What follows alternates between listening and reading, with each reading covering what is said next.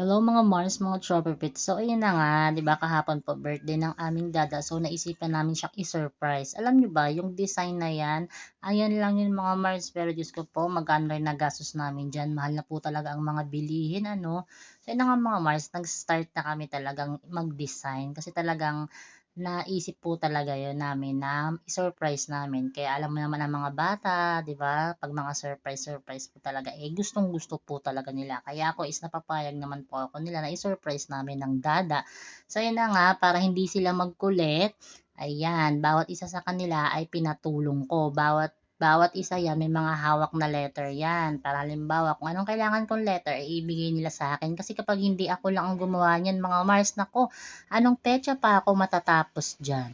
Eh, tamang-tama po kasi morning ang pasok ng dada. Eh, sabi ko naman, eh, tamang-tama after lunch na namin gawin. Kasi sabi niya, 4 p.m. pa raw daw siya darating. So, ayan na nga. Kaya sabi ko, after lunch na tayo mag-design. So, ayan na, namili kami. Then, ayan na nga, na may pamili namin, ayan, gumawa, nag-start na kami mag-design-design niyan, mga Mars, Diyos ko po. Ano, oras din po kami natapos niyan, pero sabi ko naman 4 p.m. naman siya darating kasi nga talagang gusto namin siyang i-surprise. Ayan, may pagtawa pa po diyan kasi natatawa sila sa sinabi ko na yan. Then, ayun na nga, habang nagagawa kami, ayan, mga batang yan, nakatingin talaga sa video habang na kumukuha nga po ng video, ayan. Para tulong-tulong po kami kasi talaga 'pag hindi sila pinatulong ay magkukulit lang talaga sila. Kaya ayan, tuwang-tuwa 'yan, gusto pa nilang magbigay ng message, magsulat. Kaya sabi ko later na 'yan, mag-design na muna tayo.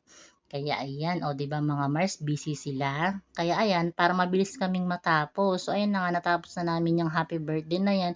Ayan, nilagay na namin 'yan ni kuya ko, ng aking panganay. Ayan, talagang tiningnan naming mabuti kung talagang maganda 'yan. Then nagpahangin na kami ng lobo hanggang sa matapos nga namin. Kasi nga hinahabol na namin yung oras. So alam niyo ba mga Mars, ang nangyari talagang natawa ako. Hindi ko alam kung kami ba yung dapat mag-surprise sa kanya. Ang ending mga Mars, alam nyo ba, kami ang na-surprise. Diyos ko po, ayan o, happy birth pa lang ang nagagawa namin. Alam nyo ba, bigla siyang dumating. Ay, alam nyo ba talagang nataranta talaga kaming mga bata, pati ako. Diyos ko, ano pang klaseng surprise ito, naabutan kami. O siya, wala na kami nagawa, naabutan na kami. So, natulog naman yan siya sa taas. Kaya ngayon sa baba, tinuloy na namin. Nakita naman niya yan mga Mars after namin nagawa is maganda naman talaga yung pagkagawa namin. Simple lang yan, pero at least is na-appreciate talaga niya yung ginawa namin. Ayan, matatapos na talaga kami dyan. Kaya tawang-tawa talaga kami. Kami yung nasurpresa kasi nga, ang sabi niya is 4 p.m. siya darating. Alam niyo ba dumating mga Mars? 2 PM dumating kaya halos hindi namin nabuo lahat. Kaya pagkatapos naman niyan is bagong gising siya, ayun naman natuwa kasi papasok na naman siya sa work ng hapon na 'yan. Kaya ayan, natapos na namin. Kaya bago siya umalis, ayan, kinantahan namin siya ng happy birthday. Nagmamadali na yan, no? Sabi ko, i-blow mo muna para yung mga bata ay matuwa naman kasi talagang pinaghandaan namin yan.